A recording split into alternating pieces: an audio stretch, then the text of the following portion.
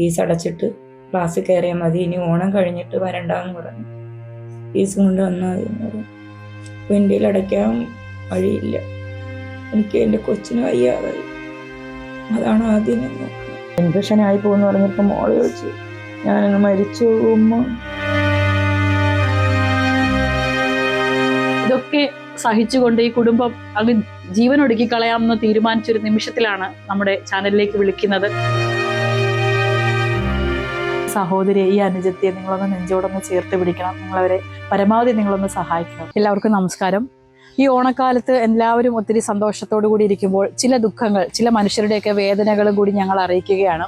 ഞാനിപ്പോൾ ഉള്ളത് കൊല്ലം ജില്ലയിലെ നിലമേലിലാണ്. നിലമേലിലെ കണ്ണൻകോട് എന്ന് പറയുന്നൊരു സ്ഥലത്താണ്.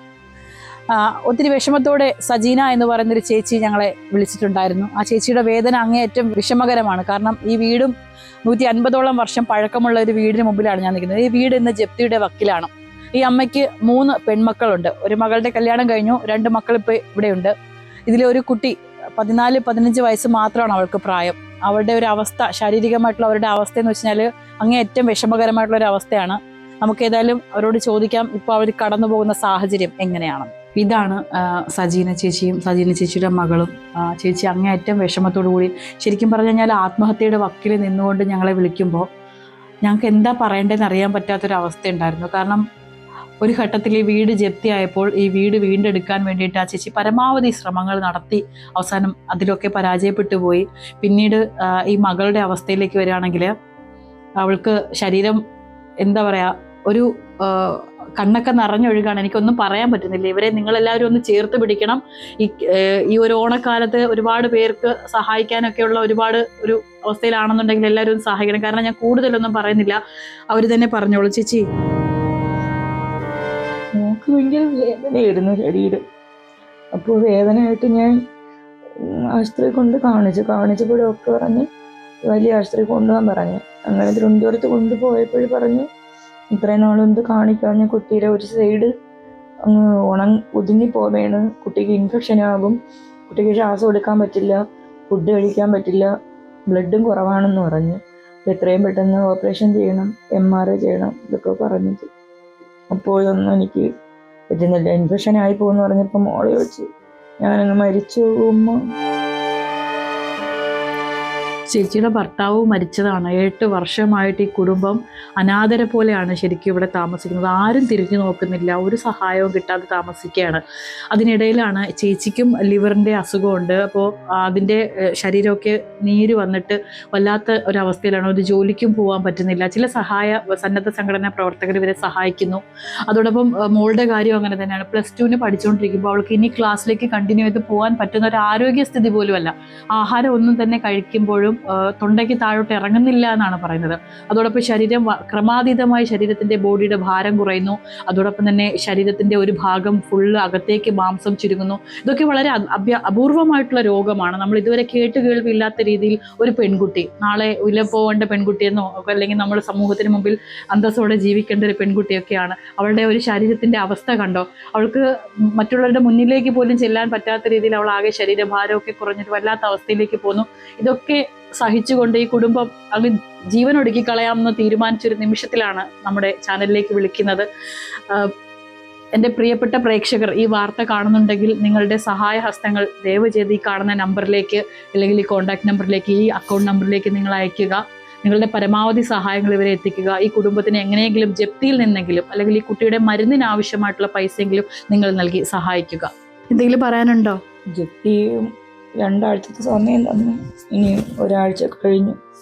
ഇനി ഒരാഴ്ച ആകുമ്പോൾ ഇവിടെ നിന്ന് ഇറങ്ങി കൊടുക്കേണ്ടി വരും. ഇനി കൊച്ചുങ്ങളെയും കൊണ്ട് എവിടെ പോകാൻ അറിയില്ല. അതിനിടയിൽ മോക്ക് സുഖമില്ല, എനിക്ക് സുഖമില്ല. എന്നാലും എൻ്റെ കൊച്ചിനൊന്നും വരാതിരുന്നാൽ മതി. അവർ ജീവിക്കണം. അതിനുവേണ്ടി എല്ലാവരും നിങ്ങളൊന്ന് സഹായിക്കണം. ശരിക്കും ഒരു അമ്മയുടെ അഭ്യർത്ഥനയാണ്. ആ ഒരു അമ്മ, നിങ്ങൾ ഈ വീഡിയോ കാണുന്നതിൽ എത്ര അമ്മമാരുണ്ടാവും, എത്ര സഹോദരിമാരുണ്ടാവും എന്നൊന്നും അറിയില്ല. പക്ഷെ അവരുടെയൊക്കെ മുമ്പിൽ ഈ അമ്മ കരഞ്ഞുകൊണ്ടാണ് ചോദിക്കുന്നത്. അവരെ നിങ്ങളൊന്ന് സഹായിക്കണം. അവർ തൊഴുത് ചോദിക്കുകയാണ്. ഇപ്പം മോള് 15 ദിവസം കൊണ്ട് കോളേജിന് പുറത്താക്കിയൊക്കെയാണ്. അവർ ക്ലാസ്സിൽ കയറ്റുന്നുണ്ടില്ല. ഫീസ് അടച്ചിട്ട് ക്ലാസ്സിൽ കയറിയാൽ മതി, ഇനി ഓണം കഴിഞ്ഞിട്ട് വരണ്ടെന്ന് പറഞ്ഞു. ഫീസ് കൊണ്ട് വന്നാൽ മതി എന്ന് പറഞ്ഞു.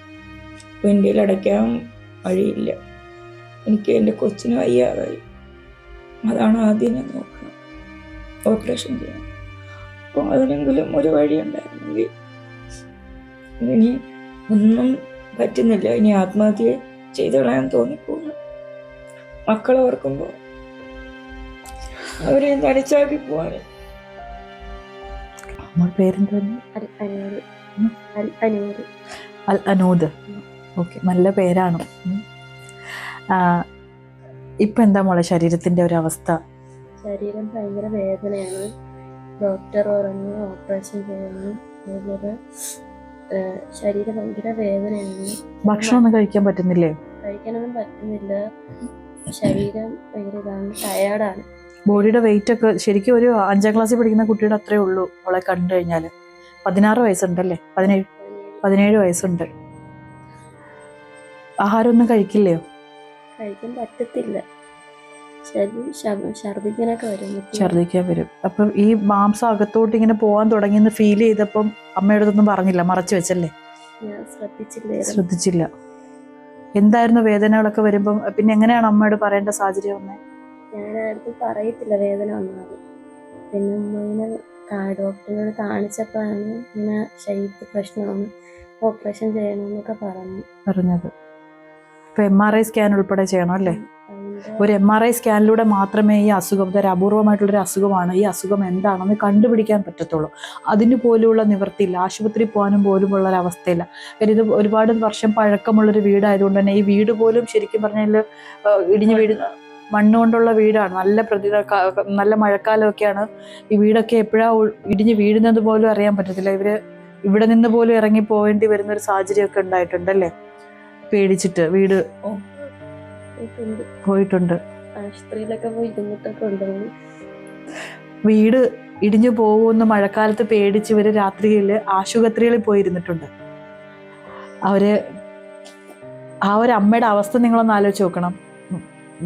പെൺമക്കളാണ്, അവരെത്രത്തോളം സുരക്ഷിതരാണോ അതൊക്കെ ശരിക്കും പറഞ്ഞാൽ നോക്കേണ്ട ഒരു സമയം. ഒറ്റപ്പെട്ടാണ് അവർ താമസിക്കുന്നത്. ഇവരെ നിങ്ങൾ എന്തായാലും ഒന്ന് സഹായിക്കണം. ഈ മകളെ അല്ലെങ്കിൽ ഈ സഹോദരിയെ, ഈ അനുജത്തിയെ നിങ്ങളൊന്ന് നെഞ്ചോടൊന്ന് ചേർത്ത് പിടിക്കണം. നിങ്ങളവരെ പരമാവധി നിങ്ങളൊന്ന് സഹായിക്കണം. എൻ്റെയും കൂടെ ഒരു അപേക്ഷയാണ്.